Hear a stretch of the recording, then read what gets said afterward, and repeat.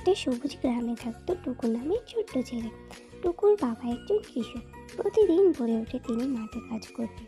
রোদ বৃষ্টি কিছুই তাকে থামাতে পারতেন না। দিন টুকু বাবার সাথে মাঠে এল। বাবা বললেন, এই দেখো টুকু, তার নিচে নিচে আসে না। একদিন টুকুর বাবা অসুস্থ হয়ে গেলেন। অসুস্থ হওয়ার পর তার বাবা আর কাজে যেতে পারছিল না। তখন টুকু তার বাবার হয়ে কাজ করতে লাগলো। প্রতিদিন গাছগুলো বড় হতে থাকলো আর পানি দিয়ে আগাছা দিয়ে পরিষ্কার করতে লাগলো।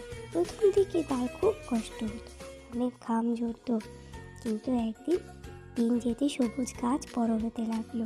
টুকুর মনও আনন্দে ভরে উঠতে লাগলো। কয়েক মাস পর মাঠ ভরে গেল সোনালি ধানে। হাওয়ায় ধান দুলছে, টুকু খুশিতে লাফিয়ে উঠলো। বাবা বললেন, দেখো টুকু, পরিশ্রম কখনো হারায় না। টুকু হেসে বলল, আমি এখন বুঝেছি পরিশ্রম করলেই সফল।